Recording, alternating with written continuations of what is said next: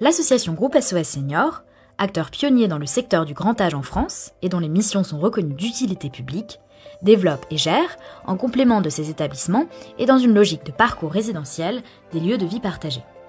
Les lieux de vie partagés sont des lieux de proximité, à l'échelle d'un ensemble résidentiel ou d'un quartier, au sein desquels les seniors peuvent s'investir dans la co-construction d'une vie collective et être accompagnés individuellement sur différents sujets du quotidien.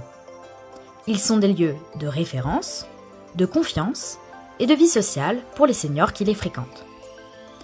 Les lieux de vie partagés visent à favoriser le mieux vieillir à domicile, en permettant le renforcement du lien social, en prévenant la perte d'autonomie et en facilitant l'intégration des seniors au sein de la cité. Les lieux de vie partagés s'appuient sur 3 grands piliers. Premièrement, le local de vie partagé, mis à disposition par un partenaire externe, souvent un organisme de logement social, au sein d'un immeuble de logement social familial de droit commun, occupé par une part importante de locataires seniors. Il peut s'agir d'ensembles immobiliers neufs, réhabilités ou en cours de réhabilitation. Deuxièmement, l'équipe de proximité, composée d'une coordinatrice d'antenne pouvant être appuyée par des bénévoles et volontaires en service civique. Et enfin, troisièmement, le projet de vie sociale et partagée, co-construit avec les habitants. Ce dernier repose sur des activités collectives, animées par l'équipe de proximité, par les seniors eux-mêmes ou par des partenaires extérieurs. Il peut s'agir de temps de convivialité festifs, d'ateliers de prévention, de séances de sport adaptées, d'activités artistiques et manuelles ou encore de sorties. Le projet de vie repose également sur des accompagnements individuels consistant essentiellement à de l'appui à l'usage du numérique et de l'appui aux démarches. En fonction du besoin identifié, l'équipe de proximité met en lien les seniors avec les acteurs territoriaux du social et du médico-social et veille à la bonne coordination du parcours.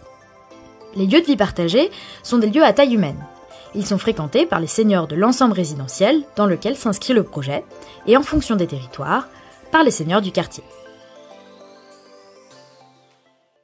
Connaissance, apprendre à faire des jeux, parler aux gens, et puis ça me distrait comme je suis seule, alors ça me donne le moral.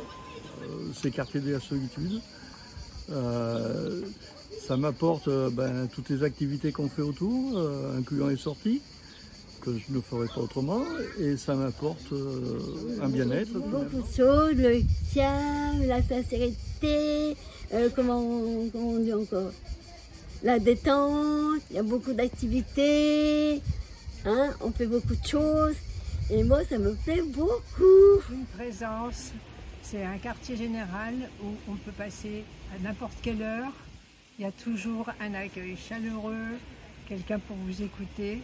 Ça rompt la solitude et je ne peux plus m'en passer. Les week-ends, ça me manque énormément.